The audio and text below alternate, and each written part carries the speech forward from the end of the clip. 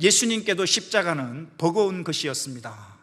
그래서 십자가를 지시기 전 겟세마네 동산에서 땀이 피가 될 정도로 간절히 기도하심으로써 십자가를 준비하셨습니다.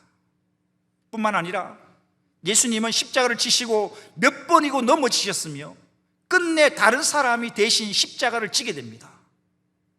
이토록 주님께도 십자가가 쉬운 것이 아니라면 우리들에게는 더 버겁고 더 어려운 것일지도 모릅니다. 하지만 십자가를 지고 가는 것이 버거운 일이라고 하여 외면하거나 내팽개칠 수는 없습니다. 반드시 십자가를 져야만 합니다. 여러분, 마라톤이라는 운동 경기가 있습니다. 42.19km를 달려야 합니다. 처음에 1등으로 달리는 거 중요하지 않습니다. 처음으로 1등 달리면 뭐합니까? 중간에 힘들다고 포기해버리면 아무런 상이 없어요. 포기하고 싶고 쉬고 싶지만 그 모든 유혹과 아픔과 고통을 이겨내고 끝까지 완주해야 됩니다. 끝까지 완주해야 기록이 남고 참가상이라도 받는 것입니다. 신앙생활은 중대에 포기하는 게 아닙니다. 목사님들이 모이면 안타까운 게 뭐냐, 코로나로 인하여 신앙생활을 포기해버리는 사람들이 얼마나 많은지 모릅니다. 한국의 30%가 그만뒀다는 거죠. 완주해야 합니다. 주님 오실 때까지 이 신앙생활 어떤 환란이 오더라도 우리는 완주해야 된다는 사실입니다. 마태복음 10장 38절 우리 합독할까요? 시작.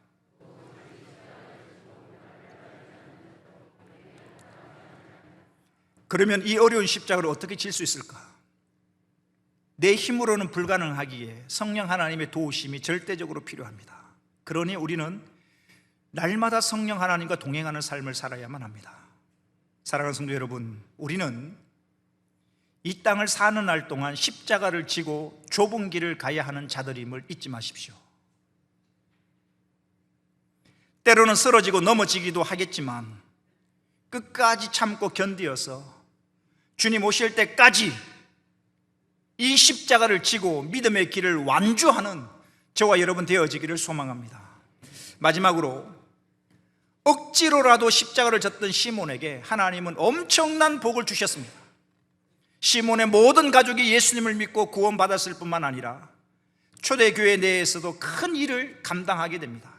이 축복은 시몬과 시몬의 자녀 때를 넘어서 먼 후손에까지 흘러가서 로마를 기독교 국가로 만드는 일에 이 시몬의 후손이 중추적인 역할을 감당하고 있다는 사실입니다.